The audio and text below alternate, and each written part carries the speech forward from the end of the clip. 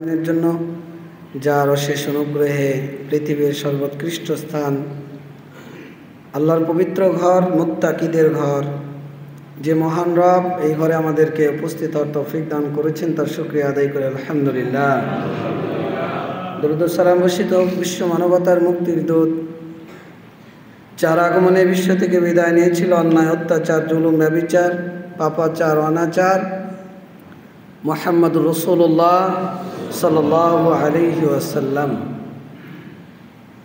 সম্মানিত মুসল্লিবৃন্দ, সংক্ষিপ্ত পরিসরে জুমার খুতবার বিষয় মুসিবতে ধৈর্য ধারণ। বিপদ আপদ বালা মুসিবতে করণীয় কি আমাদের? আমরা ব্যক্তি হিসেবে, মানুষ হিসেবে দুর্বল, এটা সৃষ্টিগত। আর মুমিনরা বা যে কোনো ব্যক্তি বিভিন্ন কারণে কেউ না কেউ কোনো না কোনোভাবে আমরা মুসিবতে আক্রান্ত, বিপদগ্রস্ত। বিপদ আপদ বালা মুসিবত, মানসিক পেরেশানি আমাদের মধ্যে আছে।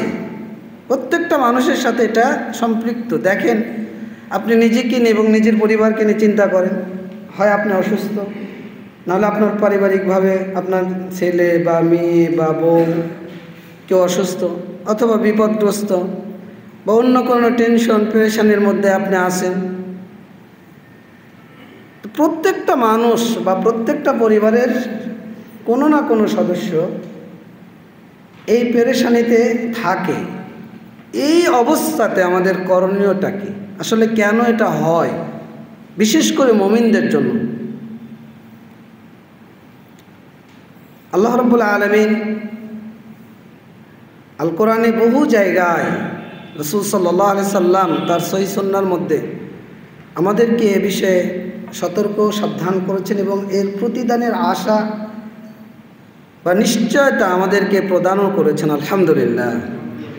যদি আমরা এই বালা মুসিবতে, বিপদে যদি ধৈর্য ধারণ করতে পারি, আল্লাহর প্রতি সন্তুষ্ট থাকতে পারি, তাহলে মুমিন হিসেবে আমাদের এই বিপদ আমাদের জন্য কল্যাণকর। আলহামদুলিল্লাহ। এই বিষয় নিয়ে আজকে সংক্ষিপ্ত আলোচনা পেশ করার চেষ্টা করব ইনশাআল্লাহ। ওমা তৌফিক ইল্লা বিল্লাহ, আলাইহি তাওয়াক্কালতু ওয়া ইলাইহি উনীব। আল্লাহ রাব্বুল আলামিন আল কোরআনের মধ্যে আমরা এই বিপদগ্রস্ত হই কেন, তা আমরা কোরআন এবং সুন্নাহ ঘেঁটে বা পড়াশোনা করে যতটুকু উপলব্ধি করার চেষ্টা করেছি, তিনটা কারণে হতে পারে। আপনি অসুস্থ হয়েছেন বা বিপদগ্রস্ত হয়েছেন বা পেরেশানির মধ্যে রয়েছে, আপনি যদি মুমিন হয়ে থাকেন, তাহলে তিনটা কারণ সম্পৃক্ত হতে পারে। এক, এটা হলো আল্লাহর পরীক্ষা। আল্লাহ জানতে চাচ্ছেন আপনাকে বিপদ দিয়ে, অসুস্থ করে বা পেরেশানির মধ্যে রেখে যে আপনি সত্যবাদী না মিথ্যাবাদী। আল্লাহ রাব্বুল আলামিন বলছেন যে আহাসিবান নাস আইয়ুতরাকু, যে মানুষ কি ধারণা করে নিয়েছে যে তাকে এমনি ছেড়ে দেওয়া হবে, যে আইয়াকুলু আমান্না ওয়া হুম লা ইফতানুন, যে আমরা ঈমান এনেছি একথা বললেই কি আল্লাহ তাদেরকে ছেড়ে দেবেন?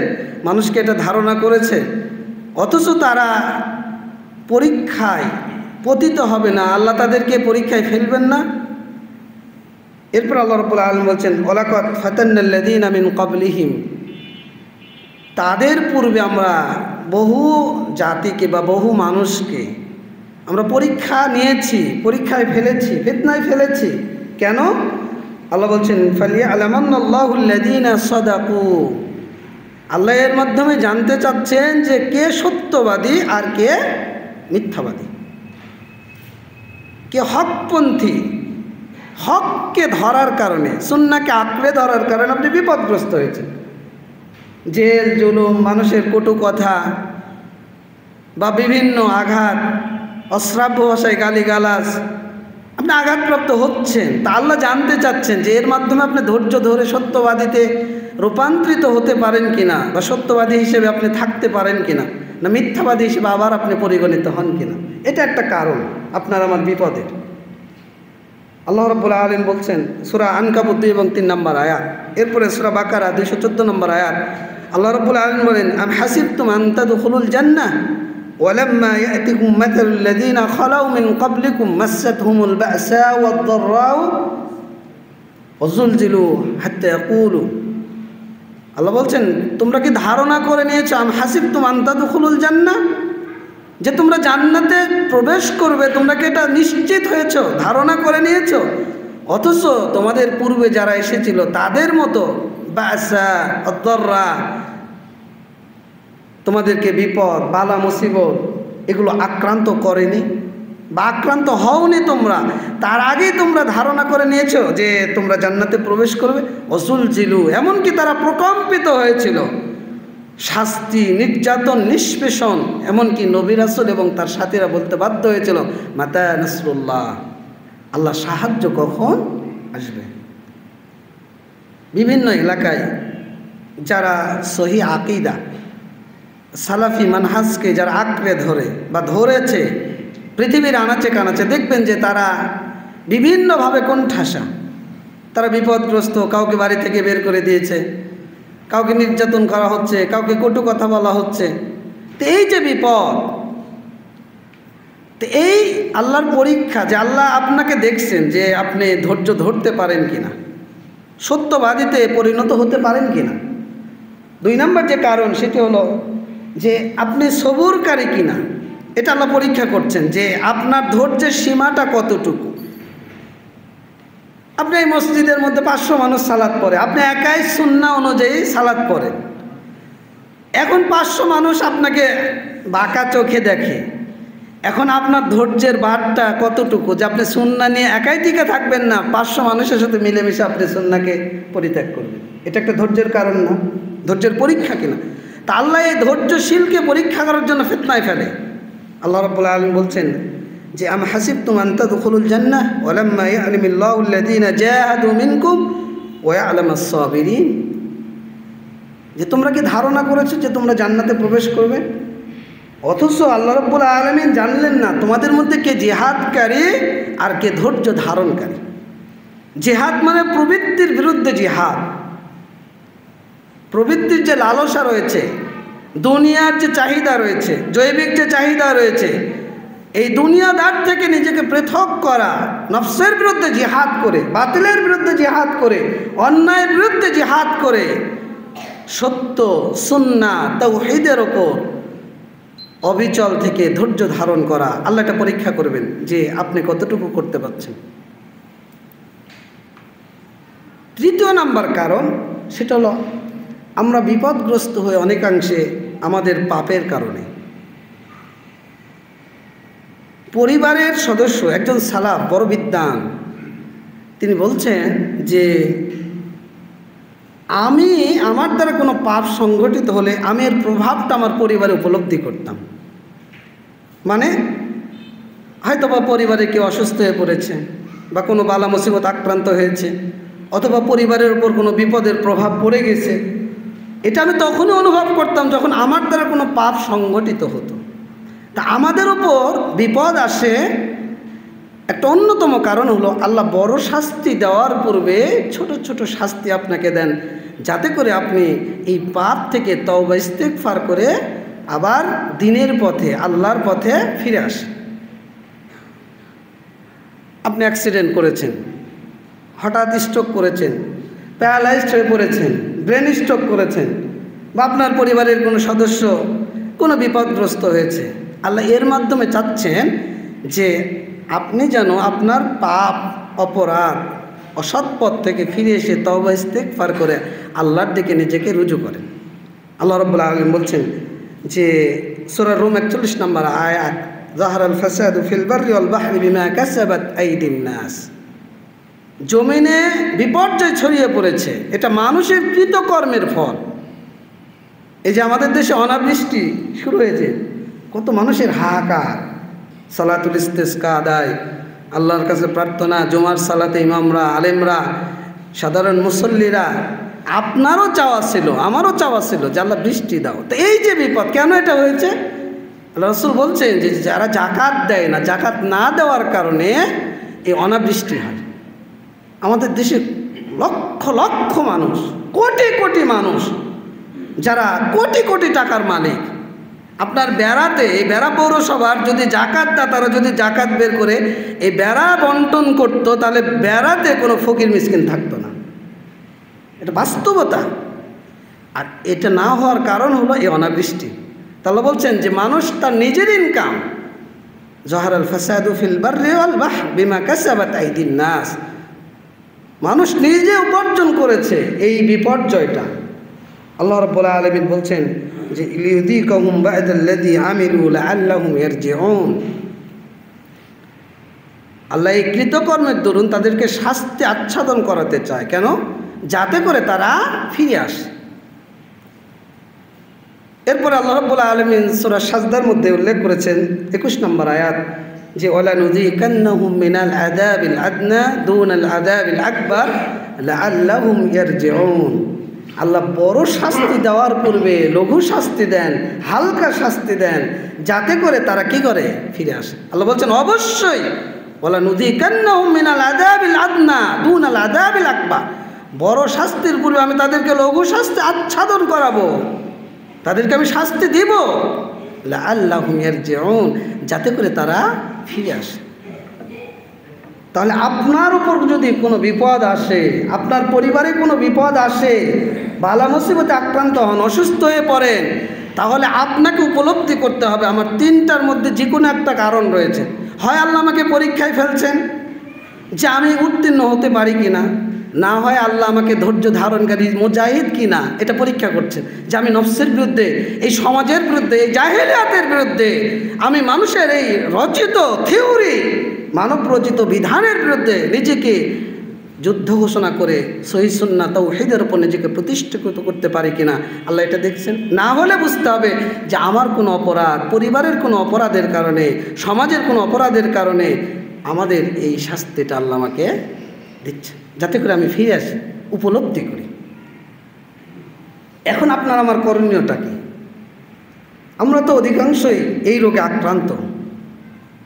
আপনার জন্য আমার জন্য করণীয় হলো ধৈর্য ধারণ করা। আল্লাহ রাব্বুল আলামিন বলছেন যে সূরা বাকারা 153 নম্বর আয়াত, ইয়া আইয়ুহাল্লাযীনা আমানু ইসতাঈনু বিস-সাবরি ওয়াস-সালাহ, হে ইমানদারগণ তোমরা সালাত এবং সবরের মাধ্যমে আল্লাহর কাছে সাহায্য কামনা করো।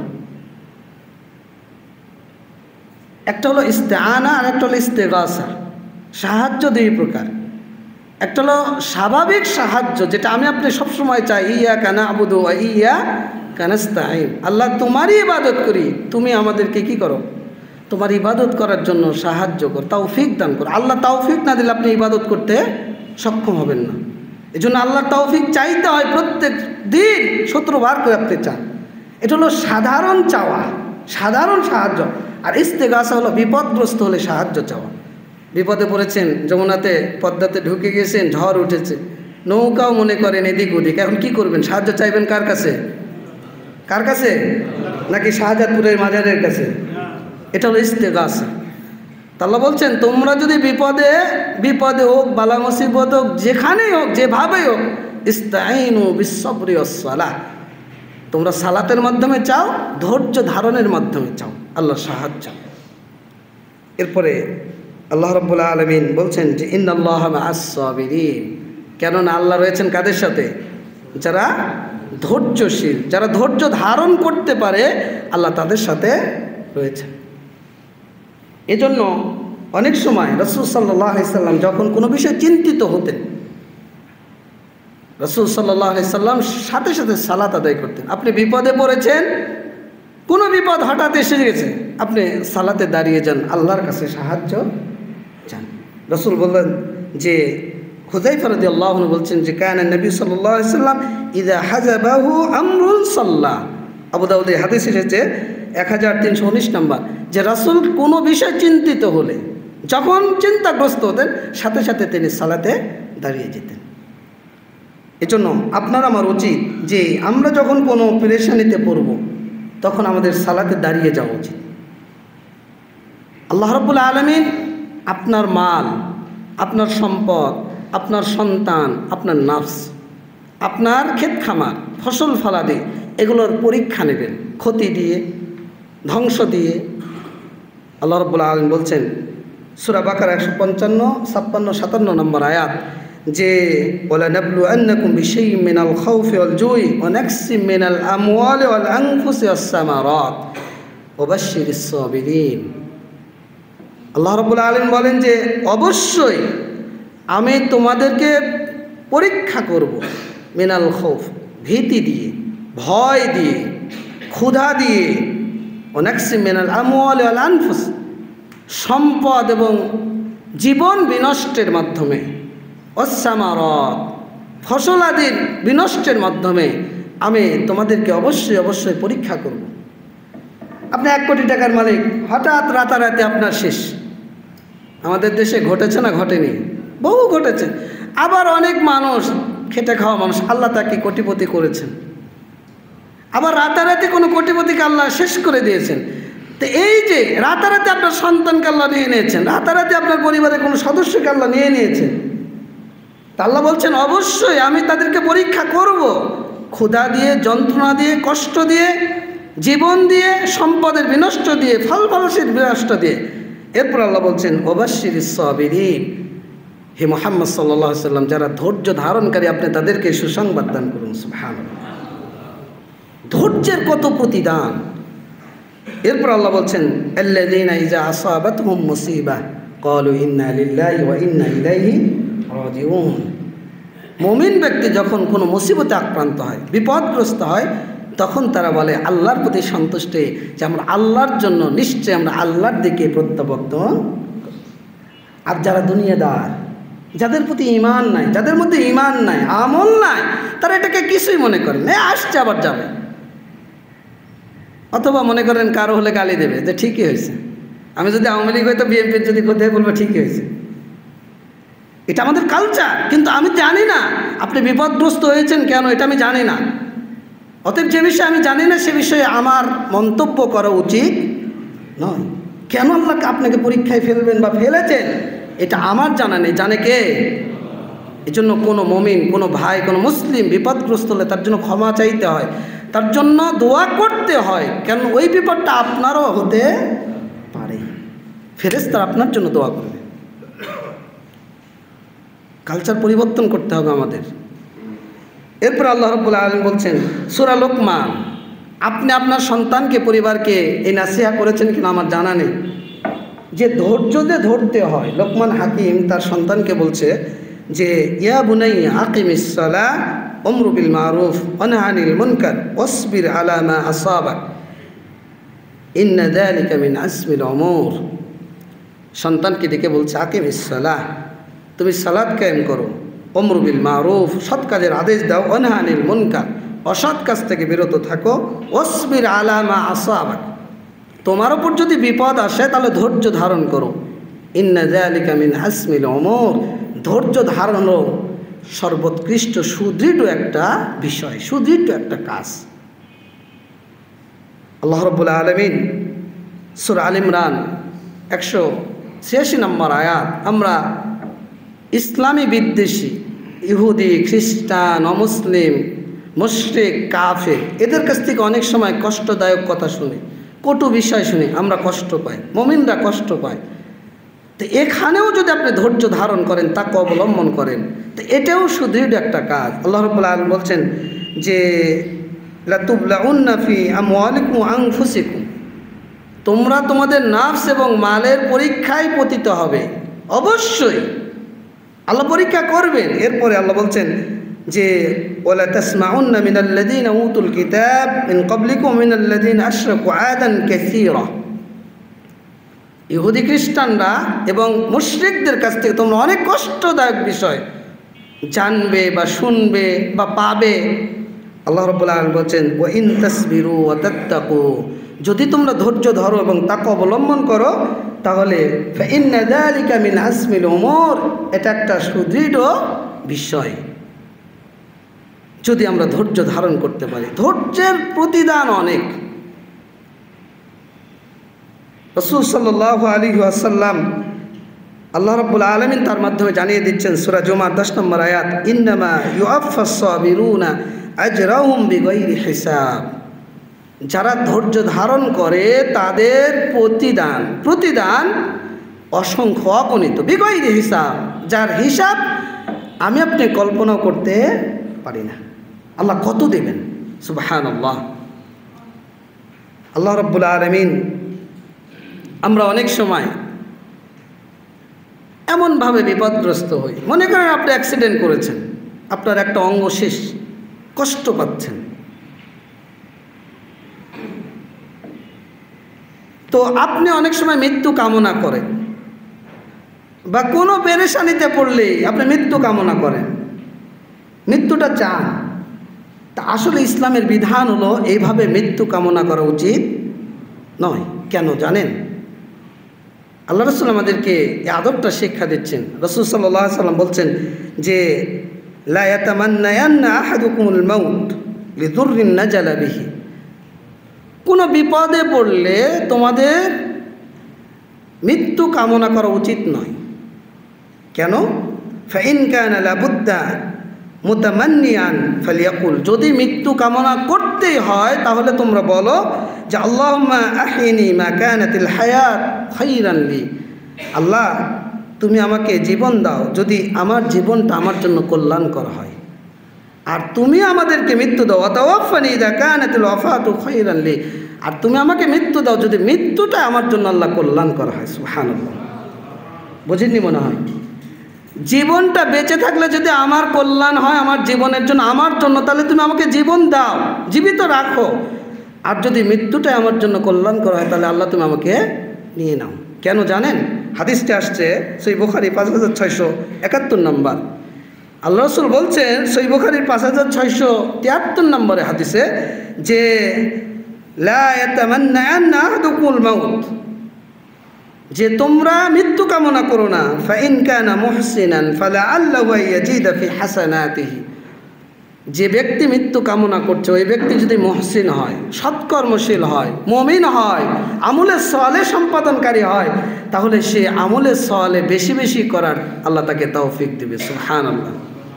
আর যদি ওই ব্যক্তি পাপাচারে, অনাচারে, অশ্লীলতা, বেহাপনা, পাপী হয়, অপরাধী হয়, তাহলে আল্লাহ তাকে তওবা করার সুযোগ দিবেন। সুবহানাল্লাহ।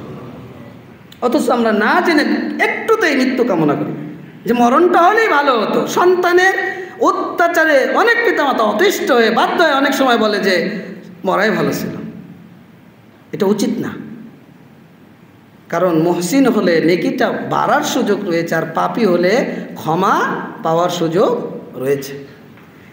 এরপরে আমরা যদি ধৈর্য ধারণ করি তাহলে কি হবে? ধরেন আল্লাহ রাব্বুল আলামিন আপনাকে কোনো বিপদ দিল, আপনি সালাত আদায় করেন, সিয়াম পালন করেন, জাকাত দেন, উমরা করেন, হজও করেন, ইসলামের মৌলিক ফরজ ইবাদত সব করেন, কিন্তু আল্লাহ আপনার জন্য এমন একটা মঞ্জিল, এমন একটা অবস্থান, মর্যাদা নির্ধারণ করেছে যেটা ফরজ ইবাদত করে সম্ভব নয়। তখন আল্লাহ আপনাকে বিপদ দেয়, বালা মুসিবত দেয়, পেরেশানি দেয়। যদি আপনি ধৈর্য ধারণ করে আল্লাহর প্রতি সন্তুষ্ট হতে পারেন তাহলে এর মাধ্যমে আল্লাহ আপনাকে ওই মর্যাদা দান করেন। সুবহানাল্লাহ। রাসূল সাল্লাল্লাহু আলাইহি ওয়াসাল্লাম বলছেন ইন্নাল আবদা ইযা সাবাকাত লাহু মিনাল্লাহি মানজিলাতুন লা ইয়াবলুগুহা বিআমালিহি, কোনো আমল দিয়ে যদি বান্দা ওই মানজিলটা ধরতে না পারে, ওই মানজিলের মর্যাদায় উপনীত না হতে পারে, রাসূল বলছেন ইবতালাল্লাহু ফি জাসাদিহি আও ফি ওয়ালাদিহি, তাহলে আল্লাহ তাকে তার শারীরিকভাবে অথবা তার সন্তানের বিভিন্ন ফিতনার মাধ্যমে তাকে পরীক্ষায় ফেলেন। সুম্মা সাবারাহু আলা যালিকা, যদি ওই ব্যক্তি এর ওপর ধৈর্য ধারণ করে তাহলে হাত্তা ইয়াবলুগাহুল মানজিলাতা আল্লাতী সাবাকাত লাহু মিনাল্লাহি তাআলা, তাহলে আল্লাহ এর মাধ্যমে তাকে ওই মানজিলে পৌঁছে দেন। সুবহানাল্লাহ। যেটা ইবাদত করেও সম্ভব না, এটার নাম ধৈর্য, এটার নাম সবর। হাদিসটি আবু দাউদ 3090 নম্বর। এরপর রাসূল সাল্লাল্লাহু আলাইহি ওয়াসাল্লাম বলছেন যে আপনি বিপদগ্রস্ত হন না, আপনার পেরেশানিও নাই। তা কিয়ামতের দিন যখন বিপদগ্রস্ত মানুষকে আল্লাহ প্রতিদান দেবেন তখন আপনার অবস্থা হবে কি জানেন? রাসূল সাল্লাল্লাহু আলাইহি ওয়াসাল্লাম বলছেন লা ইয়াদান্না আহলুল আফি ইয়াউমাল কিয়ামাহ আন্না জুলুদাহুম কুরিজাত বিল মাকারিজ মিম্মা ইয়ারাউনা মিন সাওয়াবি আহলিল বালা।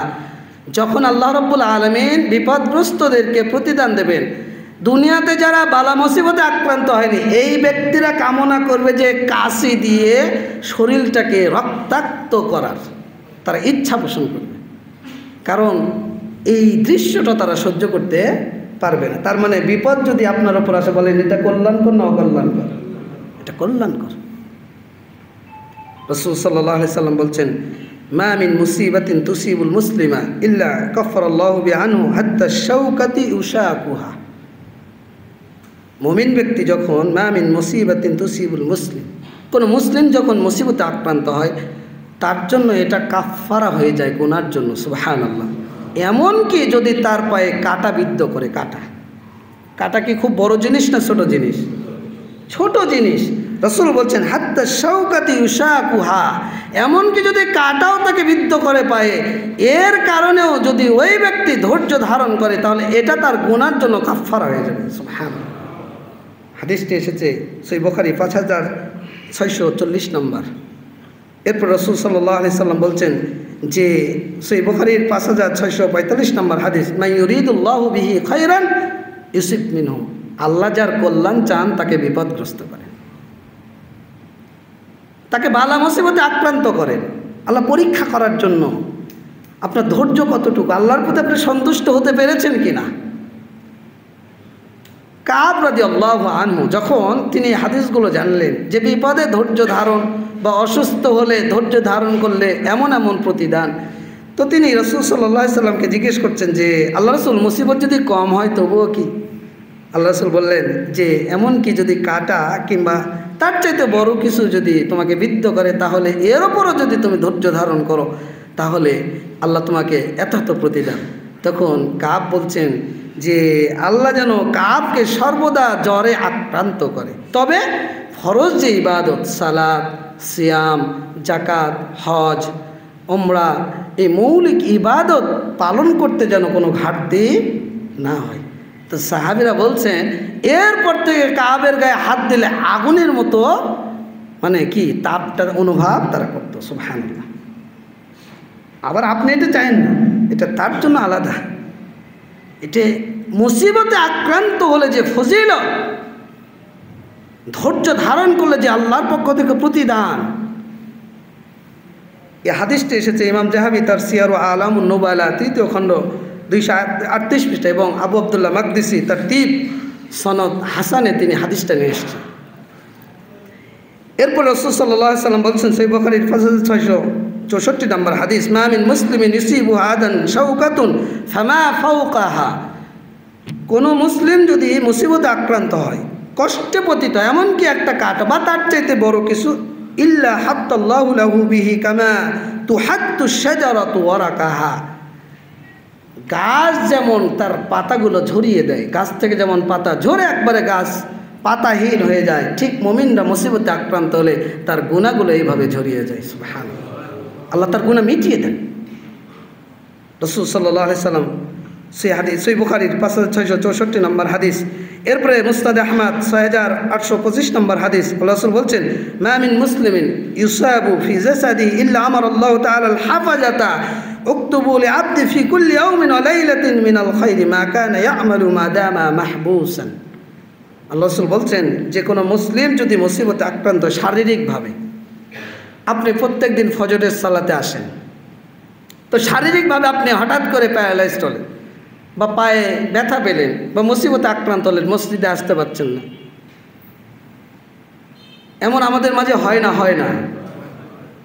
অনেক মানুষের হয়, বা বিভিন্ন বিপদগ্রস্ত হয়। তা আল্লাহ রাব্বুল আলামিন ফেরেশতাদেরকে নির্দেশ দেন যে আমার বান্দা সুস্থ অবস্থায় যেভাবে আমল করত তার নেকিটা লিপিবদ্ধ করা হতো, ঠিক অসুস্থ যতদিন থাকবে, মুসিবতে যতদিন থাকবে, তুমি তার আমল নামায় নেকিটা ওইভাবে লিপিবদ্ধ করতে থাকো। আপনি কষ্ট পেন না যে হঠাৎ করে অ্যাক্সিডেন্ট করে বাসায় পড়ে আছেন, মসজিদে আসতে পারছেন না, এটা আপনার তাকদীর। এটা আল্লাহর প্রতি আপনি সন্তুষ্ট থেকে ধৈর্য ধারণ করেন, আপনি নিয়মিত যেভাবে ইবাদত করে নেকি পেতেন আল্লাহ আপনাকে ওই রকম নেকি প্রদান করবেন। সুবহানাল্লাহ। যদি ধৈর্য ধারণ করতে পারেন, আল্লাহর প্রতি সন্তুষ্ট হতে পারেন। রাসূল সাল্লাল্লাহু আলাইহি ওয়াসাল্লাম বলছেন যে সাদ ইবনে আবি ওয়াক্কাস রাদিয়াল্লাহু আনহু থেকে বর্ণিত, একজন ব্যক্তি জিজ্ঞেস করল, ইয়া রাসূলুল্লাহ আইয়ুন নাস আশাদ্দু বালা, আল্লাহ রাসূল সবচেয়ে বিপদগ্রস্ত মানুষকে কারা বেশি মুসিবতে আক্রান্ত? রাসূল সাল্লাল্লাহু আলাইহি সাল্লাম বলছেন, আল আনবিয়া সুম্মাল আমসাল ফাল আমসাল, সবচেয়ে বিপদগ্রস্ত মানুষ হলো নবী রাসূলগণ, এরপরে তাদের পরবর্তী। যার দিনের প্রতি যত দৃঢ়তা, দিনের প্রতি যত আঁকড়ে ধরে সে তাওহীদকে, সুন্নাহকে, সালাফি মানহাজকে যত আঁকড়ে ধরবে, দিনকে যত গ্রহণ করবে, দিনের উপর যত অবিচল থাকবে, তার পরীক্ষা তত কঠিন হবে, তার পরীক্ষা তত জটিল হবে। যার দিনের প্রতি দুর্বলতা রয়েছে তার ওই রকমই, অর্থাৎ দিনকে যে ব্যক্তি আঁকড়ে বেশি ধরবে তার বালা মুসিবত, বিপদ আপদ আল্লাহ তাকে তত বেশি দেবেন। আল আমসাল ফাল আমসাল, আপনার দিনের ওপর আপনার বিপদ, আপনার বালা মুসিবত, দেখবেন যে আপনি দিনকে কড়াভাবে মানছেন, চতুর্দিক থেকে মনে এমনভাবে আপনাকে ধরে বসবে, আজকে হলো, কালকে ওই হলো, পিছনে ওই হলো, সামনে ওই হলো, আপনি অনেক সময় ধৈর্য হারা হয়ে যান যে কী হলো, আল্লাহ এত বিপদ দিচ্ছে কেন? তো এই যে আপনার দিনের কারণে, দিনকে আঁকড়ে ধরার কারণে আল্লাহ চতুর্দিক থেকে আপনাকে পরীক্ষায় ফেলছেন যে আপনি দিনকে ধরে রাখতে পারেন কি না। এটা বাস্তবতা। যদি আশেপাশে কোনো দিনের ওপরে এরকম টিকে থাকা মানুষ থাকে, যারা তাওহীদকে, নবীর সুন্নাহকে আঁকড়ে ধরতে চায়, ওই অনুযায়ী জীবনযাপন করতে চায়, তাদের প্রতি একটু লক্ষ্য করবেন যে আল্লাহ তাদেরকে বেশি বিপদ দেন। এরপর রাসূল সাল্লাল্লাহু আলাইহি সাল্লাম বলছেন, মুসনাদ আহমদ 23672 নম্বর হাদিস, ইন্নাল্লাহ ইযা আহাব্বা কওমান ইবতালাহুম, আল্লাহ যখন কোনো কওমকে ভালোবাসেন আল্লাহ তাদেরকে পরীক্ষায় ফেলেন। ফামান সাবারা ফালাহুস সাবর, যে ব্যক্তি ধৈর্য ধারণকারী সে ধৈর্য ধারণকারী, আর যে অধৈর্য হয় সে অধৈর্য ধারণকারী।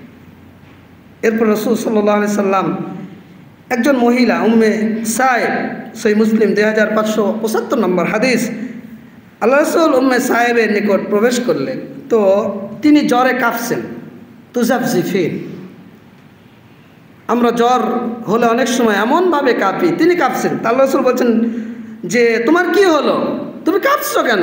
তখন ওই মহিলা বলছে, ক্বালাতিল হুম্মা, জ্বর আক্রান্ত হয়েছে, জ্বর ধরে ফেলছে। লা বারাকাল্লাহু ফিহা, আল্লাহ জ্বরের অমঙ্গল করুক, মানে কল্যাণ না করুক।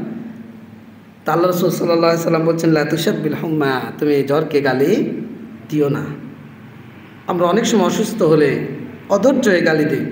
আল্লাহ রাসূল বলছেন তুমি জ্বরকে গালি দিও না, ফাইন্না তুযহিবুল খাতায়া বানি আদম কামা ইযহিবুল কিরু খাবাতাল হাদিদ, হাফড় যেমন লোহা থেকে মরিচিকা ঝরিয়ে ফেলে, ঠিক মানুষের বিপদ আপদ এইভাবে তার পাপকে ঝরিয়ে ফেলে। সুবহানাল্লাহ। হাফড় মানে বোঝেন তো, কামারের কাছে গিয়ে দেখেন, জং ধরা, মরিচা ধরা লোহা, দা কুড়াল, এই সামনে কোরবানি আসছে, এখন তো সব খালি বের করবেন অস্ত্র, যে হাফড়ের কাছে নিয়ে যে একটু ঝাঁঝালো করার জন্য, ওখানে একটু দাঁড়িয়ে দেখবেন যে মরিচা ধরা লোহাটা একবারে চকচক করে বাড়িতে নিয়ে আসবেন, কারণ পরের দিন আপনাকে কোরবানি করতে হবে। ঠিক পাপকে আল্লাহ এইভাবে মিটিয়ে দেন। সুবহানাল্লাহ। রাসূল সাল্লাল্লাহু আলাইহি সাল্লাম বলছেন যে তার সাহাবী আব্দুল্লাহ ইবনে আব্বাস রাদিয়াল্লাহু আনহুমা বলছেন যে উরিকা ইমরাতান মিন আহলিল জান্নাহ, আমি কি তোমাদেরকে জান্নাতি মহিলা দেখাবো না? তো সাহাবী সাথে যারা ছিলেন, আতা ইবনে আবি রাবাহ, তিনি বলছেন ফাকুলতু বালা, অবশ্যই হ্যাঁ, সে কোন মহিলা? তখন তিনি বলছেন হাদিল মারাতুস সাউদা, এই যে কালো মহিলা, ইনি হলেন জান্নাতি মহিলা। তিনি একদিন নবীর কাছে আসলেন, ক্বালাত, এবং বললেন যে ইন্নী উসরাউ ওয়া ইন্নী আতাকাশশাফু, আল্লাহ রাসূল আমি মৃগী রোগে আক্রান্ত। মৃগী রোগ মানে বোঝেন তো, মৃগী রোগ যদি ওঠে তাহলে ওর কিছু ঠিক থাকে না, কোথায় যাচ্ছে, কোথায় খাচ্ছে, কোথায় বাড়ি খাচ্ছে, কাপড় আছে কি না। তো আমি মৃগী রোগে, আমার যখন এই রোগটা ওঠে আমার কাপড় থাকে না, আমি উলঙ্গ হয়ে যাই। রাসূল সাল্লাল্লাহু আলাইহি সাল্লামকে বলছেন ফাদুল্লাহ তাআলা লি, আমার জন্য আল্লাহর কাছে দোয়া করেন, আল্লাহ যেন আমাকে শিফা দান করে। তো আল্লাহ রাসূল বলছেন ইনশিতে সবারতি, যদি তুমি চাও ধৈর্য ধারণ করো, ফালাকিল জান্নাত, তাহলে তোমার জন্য রয়েছে জান্নাত। সুবহানাল্লাহ। তখন মহিলা বলছে ওয়া ইনশিতা দাউতুল্লাহ আইয়ুআফিয়াকা, আর যদি তুমি চাও আমি আল্লাহর কাছে দোয়া করব তোমার সুস্থতার জন্য। তখন মহিলা জান্নাতের কথা শুনে বলছে আল্লাহ রাসূল আসবিরু, আমি আল্লাহর কাছে ধৈর্য ধারণ করব। সুবহানাল্লাহ। তবে আমার জন্য এটুকু দোয়া করেন আমি যেন উলঙ্গ না হয়ে যাই। আল্লাহ রাসূল তার জন্য দোয়া করে দিলেন। সুবহানাল্লাহ। এটা হলো ধৈর্য। হাদিসটি এসেছে সহিহ বুখারী 5652 নাম্বার। আনাস বিন মালিক রাদিয়াল্লাহু আনহু থেকে বর্ণিত, তিনি বলছেন, মা মিন মুসলিমিন ইবতালাহুল্লাহু ফি জাসাদিহি, আল্লাহ যদি কোনো ব্যক্তিকে শারীরিকভাবে পরীক্ষায় ফেলেন, তাহলে ওই ব্যক্তি সে সুস্থ অবস্থায় যেভাবে ইবাদত করত, মা কানা মারিদান, অসুস্থ অবস্থায় যদি আল্লাহ তাকে সুস্থতা দান করে, তাহলে আল্লাহ তার পাপগুলোকে ধৌত করে দেন। আর যদি ওই ব্যক্তি মারা যায়, তাহলে আল্লাহ তাকে ক্ষমা করে দেন। এই জন্য আমাদের উচিত যে বিপদগ্রস্ত হলে, বালা মুসিবতে আক্রান্ত হলে, অসুস্থ হলে ধৈর্য ধারণ করা। রাসূল সাল্লাল্লাহু আলাইহি ওয়াসাল্লাম বলছেন, মা মিন শাইইন ইউসিবুল মুমিনা ফি জাসাদি ইউদি ইল্লা কাফারা বিহা আনহু মিন সাইয়্যাতিহি, যে কোনো ব্যক্তি, কোনো মুমিন যদি শারীরিকভাবে কোনো কষ্ট পায়, যে কোনো কষ্ট, তাহলে আল্লাহ রাব্বুল আলামিন তার পাপগুলোর জন্য সেটা কাফারা হিসেবে নির্ধারণ করে। সুবহানাল্লাহ। অনেক আমরা পরিবারের সদস্য রয়েছি, বিভিন্ন সময় আমরা মৃত্যুর সংবাদ শুনি। আপনার সন্তান মারা গেছে, আমার সন্তান মারা গেছে, বা কোনো ভাইয়ের সন্তান মারা গেছে, আমরা ভেঙে পড়ি, অধৈর্য হই। অথচ আপনি যদি এই সময় ধৈর্য ধারণ করতে পারেন, আল্লাহর প্রতি সন্তুষ্ট হতে পারেন, ইন্না লিল্লাহি ওয়া ইন্না ইলাইহি রাজিউন, আলহামদুলিল্লাহ, এই বাক্যটা যদি আপনার মুখ থেকে বের হয়। দেখেন হাদিস, রাসূল সাল্লাল্লাহু আলাইহি সাল্লামের সাহাবী আবু মুসা আল আশআরী বলছেন যে ইযা মাতা ওয়ালাদুল আবদি ক্বালা আল্লাহু লিমালাইকাতিহি, কোনো সন্তান, আদম সন্তানের কোনো সন্তান যদি মারা যায়, তাহলে আল্লাহ ফেরেশতাদেরকে বলেন, কাবাস্তু ওয়ালাদা আবদি, তোমরা কি আমার বান্দার সন্তানকে কেড়ে নিয়েছো? ফেরেশতারা বলে, আল্লাহ নিয়েছি। এরপরে আল্লাহ বলেন আবার, কাবাস্তুম সামারাতু ফুআদি, তোমরা কি আমার বান্দার কলিজার টুকরাকে ছিঁড়ে নিয়েছো, কেড়ে নিয়েছো? ফেরেশতারা বলে, আল্লাহ হ্যাঁ নিয়েছি। কারণ নির্দেশ কার? আল্লাহ। তখন আল্লাহ ফেরেশতাদেরকে বলেন, আমার বান্দা তখন কি বলছিল, তার অবস্থানটা কি ছিল? তখন ফেরেশতারা বলে, যদি আপনার অবস্থান সেটা হয়, মা এবং বোন আপনাদেরকেও বলছি, পিতা যারা আছেন তাদেরকেও বলছি, যে এই সময় আমাদের উচিত যে ইন্না লিল্লাহি ওয়া ইন্না ইলাইহি রাজিউন, আলহামদুলিল্লাহ, এটা বলা। তো রাসূল সাল্লাল্লাহু আলাইহি সাল্লাম আমাদেরকে জানিয়ে দিচ্ছেন যে ফেরেশতা তখন আল্লাহকে বলবে যে ফায়াকুলু মাযা ক্বালা আবদি ফায়াকুলুনা হামিদাহা ওয়াস্তারজা, আল্লাহর প্রশংসা করেছে এবং আপনার দিকে প্রত্যাবর্তন করেছে। রাসূল সাল্লাল্লাহু আলাইহি সাল্লাম বলছেন যে ইবনু লি আবদি বাইতান ফিল জান্নাহ ওয়া সাম্মু বাইতাল হামদ, আল্লাহ বলেছেন যে আমার ওই বান্দার জন্য জান্নাতে একটা ঘর নির্মাণ করো, আর সেই ঘরের নামকরণ করো বাইতুল হামদ। সুবহানাল্লাহ। অনেকের ছোট বাচ্চা অনেক সময় মারা যায়, কলিজার টুকরা। আপনারা মা বোনরা, বিশেষ করে মায়েরা সহ্য করতে পারে না। এই সময় যদি আপনি ধৈর্য ধারণ করতে পারেন, ইন্না লিল্লাহি ওয়া ইন্না ইলাইহি রাজিউন, আলহামদুলিল্লাহ, ইন্না লিল্লাহি ওয়া ইন্না ইলাইহি রাজিউন, তাহলে আল্লাহ আপনার জন্য, আমার জন্য জান্নাতে বাইতুল হামদ নামে একটা ঘর নির্মাণ করবে। সুবহানাল্লাহ। অনেক সময়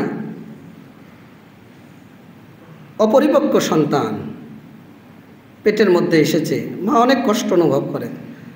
4 মাস 10 দিন, 120 দিনের মাথায় আল্লাহ যখন রুহটা ফুঁকে দেন, এই ভূমিষ্ঠ হওয়ার আগ পর্যন্ত কোনো সন্তান যদি মারা যায় পেটের মধ্যে, দুর্ঘটনায় হোক, এমনি হোক, অকাল মৃত্যু হোক, যেভাবেই হোক, যদি মায়েরা ধৈর্য ধারণ করতে পারে, রাসূল সাল্লাল্লাহু আলাইহি সাল্লাম বলছেন, আল্লাযী নাফসি বিয়াদিহি, ওই সত্তার কসম করে বলছি যার হাতে আমার জীবন রয়েছে, যে ইন্না সিকতা লা ইয়াজুরু উম্মাহু বিসারারিহি ইলাল জান্নাহ ইযা ইহতাসাবাতহু, যদি ওই নারী ধৈর্য ধারণ করতে পারে, তাহলে এই মৃত সন্তান তার নারী ভুঁড়ি তার মাকে পেঁচিয়ে জান্নাতে নিয়ে চলে যাবেন। সুবহানাল্লাহ।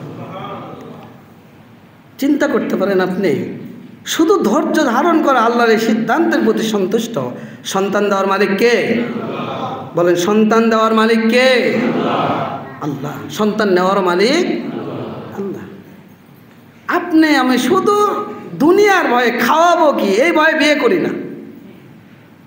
এই যে গত কয়েকদিন, পরশুদিন মনে হয় 24-এর একটা নিউজ দেখলাম, গভীর রাতে অপ্রাপ্ত বয়স্ক নারী পুরুষের বিবাহ। তারপরে কি ঘটলো, এরকম একটা শিরোনামে আরে বাংলাদেশের lakh lakh crore crore 3 star 5 star 4 star হোটেলগুলোতে রমরমা দেহ ব্যবসা চলছে, তোমাদের চোখ ওই দিকে পড়ে না? তোমাদের মিডিয়া কোথায় থাকে?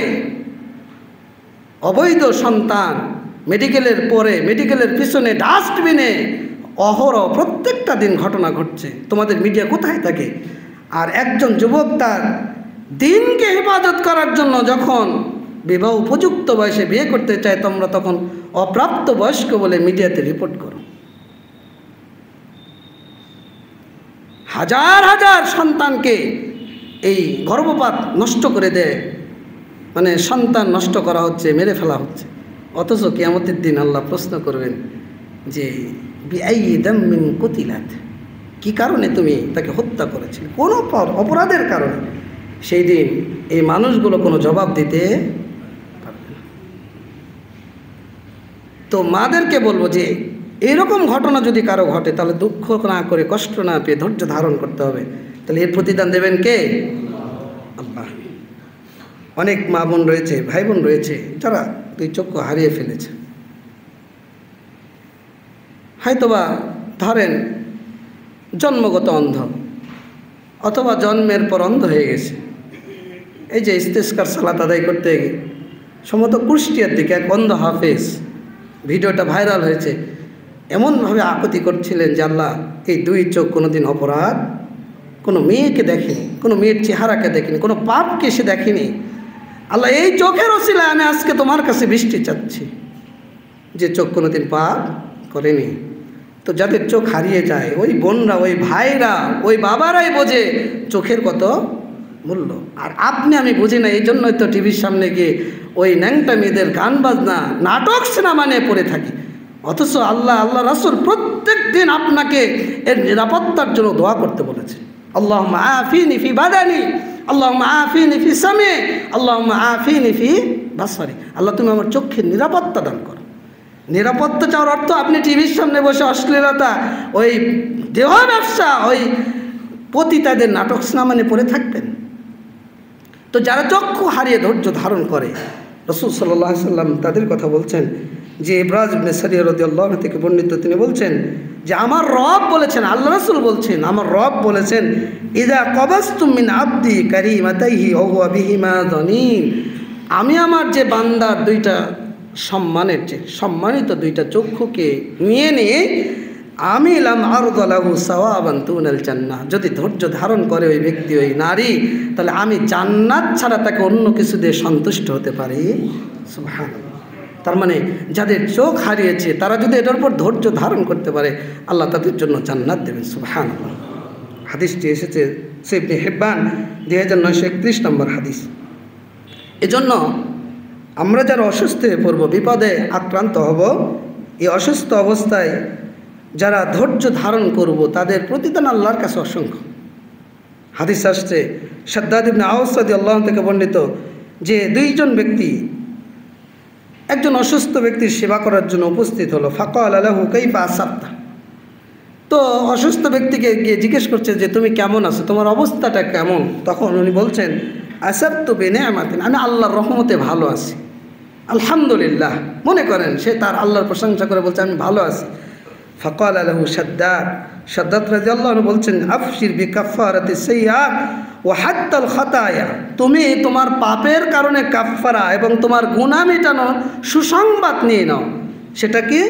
ফাইন্নী সামি'তু রাসূলুল্লাহ সাল্লাল্লাহু আলাইহি সাল্লাম ইয়াকুল, আমি আল্লাহ রাসূলকে বলতে শুনেছি, তিনি বলেছেন, আল্লাহ বলেছেন যে ইদা আনা ইবতালাইতু আবদান মিন ইবাদি মুমিনান, আমি যখন কোনো মুমিন বান্দা, আমার কোনো মুমিন বান্দাকে পরীক্ষায় ফেলি, ফাহামিদানি, ওই বান্দা আমার প্রশংসা করে, আলা মা ইবতালাইতুহু, আমি যে পরীক্ষায় তাকে, যে ফিতনায় ফেলেছি, এই পরীক্ষার ওপর সে আলহামদুলিল্লাহ বলে, ফাইন্নাহু ইয়াকুমু মিন মাজজাইহি যালিকা কায়াউমি ওয়ালাদাতহু উম্মুহু মিনাল খাতায়া, একজন ভূমিষ্ঠ সন্তান দুনিয়াতে যেমন নিষ্পাপ হয়ে আসে, ওই ব্যক্তি তার বিছানাতে থাকা অবস্থায় আল্লাহ তাকে ওইভাবে নিষ্পাপ করে দেন। সুবহানাল্লাহ।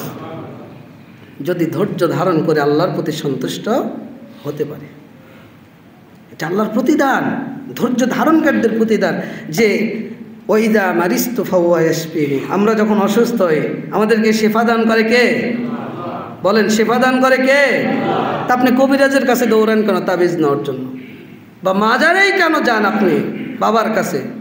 তালা বাবা, সেরা বাবা, ন্যাংটা বাবা, তেনা বাবা, পীর বাবা, বস্তা বাবা, কত বাবা। শেফা দান করার মালিক তো আল্লাহ, তাহলে আপনি তার কাছে যান কেন? আপনি আল্লাহর কাছে চান।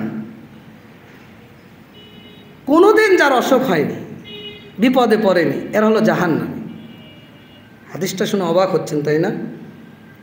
রাসূল সাল্লাল্লাহু আলাইহি ওয়াসাল্লাম আবু হুরায়রা রাদিয়াল্লাহু থেকে বর্ণিত মুসনাদে আহমদ 8376 নম্বর হাদিস, যে একজন আরবি গ্রাম্য একজন মানুষকে বলছেন যে হাল আখাস্তাক উম্মে মিলদাম, যে তোমাকে উম্মে মিলদাম কি ধরেছে?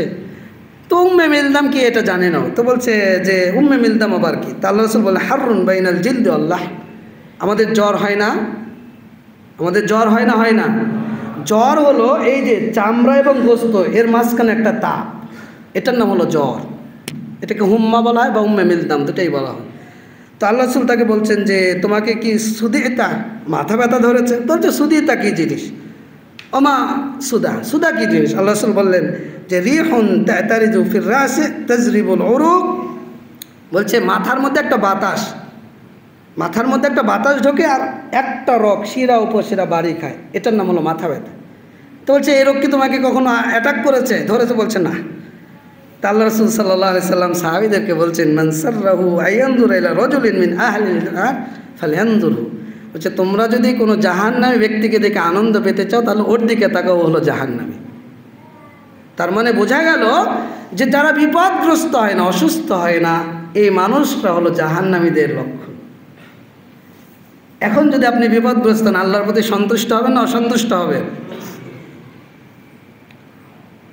এই বিপদগ্রস্ত হওয়ার প্রথম ধৈর্য ধারণ করাই হলো প্রকৃত ধৈর্য। হঠাৎ করে দেখবেন যে বাপ মারা গেছে, শোনার সাথে সাথে ও নিজে স্টপ করেছে। বাংলাদেশে অহরহ এগুলো ঘটনা ঘটে। স্বামী মারা গেছে, খবর শুনে স্ত্রীও মারা গেছে। তো এটার নাম ধৈর্য নয়। ধৈর্য হলো সাথে সাথে ধৈর্য ধারণ করা। তো রাসূল সাল্লাল্লাহু আলাইহি সাল্লাম একদিন যাচ্ছেন, তো এক মহিলা কবরে কাঁদছে।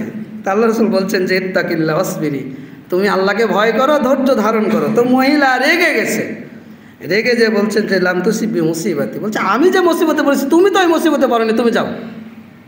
তুমি ধৈর্য ধারণ করার উপদেশ দেওয়ার কে মনে করেন ভাষা, এটা কিন্তু হাদিসের ভাষা না। একটা আমি অবস্থাটা আপনাকে বোঝাচ্ছি। আল্লাহ রাসূলকে বলছেন তোমার তো ওই মুসিবত ধরেনি, আমাকে ধরেছে, তো তুমি কি বুঝবা? আল্লাহ রাসূল চলে আসলেন। মহিলা আল্লাহ রাসূলকে চিনতে পারেনি। যখন তিনি চিনতে পারলেন তখন তিনি নবীর দরজার কামরার সামনে চলে আসলেন। এসে কোনো দারোয়ান পেলেন না। তো এসে আল্লাহ রাসূলকে বলছেন যে আমি আপনাকে চিনতে পারিনি। আল্লাহ রাসূল তখন বললেন যে ইন্নামাস সাবরু ইনদা সাদামাতিল উলা, প্রকৃত ধৈর্য হলো প্রথম ধৈর্য। অর্থাৎ যখনই কোনো বিপদের সংবাদ আপনি শুনবেন তখনই আপনি ধৈর্য ধারণ করেন, আপনি আল্লাহর প্রতি, আল্লাহর সিদ্ধান্তের প্রতি আপনি সন্তুষ্ট হয়ে যান, এটার নামে প্রকৃত ধৈর্য। আর এটা যদি আপনি ধরতে পারেন কি হবে? আবু উমামা বাহিরি রাদিয়াল্লাহু আনহু বলছেন, ইবনে মাজাহ 1597 নম্বর হাদিস, যে আল্লাহ তাআলা বলেছেন যে ইবনে আদম, হে আদম সন্তান, ইন সাবারতা ওয়াহতাসিবতা ইনদা সাদামাতিল উলা, তুমি যদি ধৈর্য ধারণ করো আর প্রথম ধৈর্য ধারণ করো, অর্থাৎ প্রথম বিপদে তুমি নিজেকে কন্ট্রোল করতে যদি পারো আল্লাহর সিদ্ধান্তের প্রতি, তাহলে আমি আরদালাকা সাওয়াবান দুনাল জান্নাহ, জান্নাত দেওয়া ছাড়া আমি কোনো কিছু দিয়ে প্রতিদান দিয়ে সন্তুষ্ট হতে পারি। অর্থাৎ একমাত্র প্রতিদান আমি তোমাকে জান্নাতই দেবো যদি তুমি ধৈর্য ধারণ করতে পারো। এই জন্য আপনার আমার উচিত যে বিপদে পড়লে ধৈর্য ধারণ করা। বিশেষ করে আপনার আমার করণীয়টা কি, আমি আপনি কি করব? বিপদে পড়েছেন, এই বিপদ থেকে বা পেরেশানি থেকে মুক্ত হওয়ার জন্য তিনটা করণীয়। কয়টা? তিনটা। এক নম্বর, ধৈর্য ধারণ এবং সালাতের মাধ্যমে আল্লাহর কাছে সাহায্য চাওয়া। ইস্তাঈনু বিস-সাবরি ওয়াস-সালাহ, আল্লাহ বলছেন যে তোমরা ধৈর্য এবং সালাতের মাধ্যমে আল্লাহর সাহায্য কামনা করো। দুই নম্বর, আপনি অসুখে পড়েছেন, এখন এত প্রতিদান আল্লাহ আপনাকে দেবে, আরও প্রতিদান রয়েছে, আমি হয়তো বা সংক্ষেপে আপনাদের সামনে উপস্থাপন করলাম।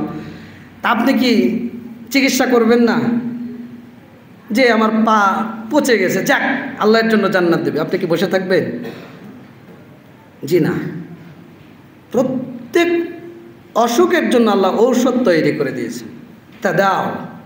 আল্লাহ রাসূল বলছেন তোমরা চিকিৎসা গ্রহণ করো, ওই ঔষধ আপনাকে ভালো করবে না। আপনি জ্বর হয়েছে, নাপা খাচ্ছেন, আপনি মনে করছেন যে নাপা আমাকে ভালো করে, জি না, নাপা আল্লাহ খেতে বলেছেন তাই আমরা খাচ্ছি। যখন ঔষধের মধ্যে আল্লাহর অনুমতি আসবে তখন আল্লাহ মানুষকে সুস্থ করে দেবেন, সুবহানাল্লাহ। এজন্য ঔষধ সেবন করতে হয়, গ্রহণ করতে হয়। রাসূল সাল্লাল্লাহু আলাইহি সাল্লাম বলছেন মা আনজালাল্লাহু দান ইল্লা আনজালাহু শিফাআন। আল্লাহ এমন কোনো রোগ তৈরি করেনি যার ঔষধ আল্লাহ তৈরি করেনি। এই করোনা আসলো, কত কি এ হয় না সে হয় না, তার টিকাও চলে আসে, আবার সেই টিকারও সমস্যা শুরু হয়ে গেছে। তা আল্লাহ প্রত্যেকটা ঔষধ বা চিকিৎসা বা অসুখের আল্লাহ ঔষধের ব্যবস্থা আল্লাহ করে দেবেন, এটা আল্লাহর ওয়াদা। কারণ বান্দাকে তো বাঁচাতে হবে। এই জন্য রাসূল সাল্লাল্লাহু আলাইহি সাল্লাম বলছেন যে ইন্নাল্লাহ আযজা ওয়া জাল্লা হাইসু খালাকাদ দা খালাকাদ দাওয়া। আল্লাহ অসুখ তৈরি করেছেন, তার চিকিৎসাও তৈরি করেছেন, ফাতাদাও, ফলে তোমরা চিকিৎসা কী করো? গ্রহণ করো। তাহলে তৃতীয় নম্বর যে বিষয় সেটা হলো বিপদ আপদ থেকে মুক্তির জন্য আল্লাহর কাছে দোয়া করা। আপনি বিপদগ্রস্ত হয়েছেন বলে চুপ করে বসে থাকবেন এমন নয়। স্ত্রী কথা শোনে না, দিন মানে না, স্বামী মানছেন, স্ত্রীর জন্য দোয়া করেন, বারবার নাসিহা করেন, বোঝান। স্ত্রীকেও বোঝা উচিত যে দিনের জন্য অন্তত স্বামীর কথা শোনা, স্বামীর এই পেরেশানি থেকে তাকে মুক্ত করা। নবী রাসূলগণ বিপদে পড়তেন, তারা দোয়া করতেন। নবী রাসূলগণ আল্লাহকে বললেই তো আল্লাহ দিয়ে দিত, তা তারে দোয়া করার দরকার কী ছিল? আইয়ুব নবী নাম শুনেছেন? কতদিন অসুস্থ ছিলেন, তিনি বিপদগ্রস্ত হয়েছেন, আল্লাহকে ডাকছেন আন্নী মাসান্নিয়াজ জুরু ওয়া আনতা আরহামুর রাহিমিন। আল্লাহ আমি বিপদগ্রস্ত হয়েছি আর তুমি হলো দয়াবান, দয়াশীল, তুমি রহমান, তুমি রহিম, আল্লাহ তুমি আমার প্রতি দয়া করো। এই যে দোয়া।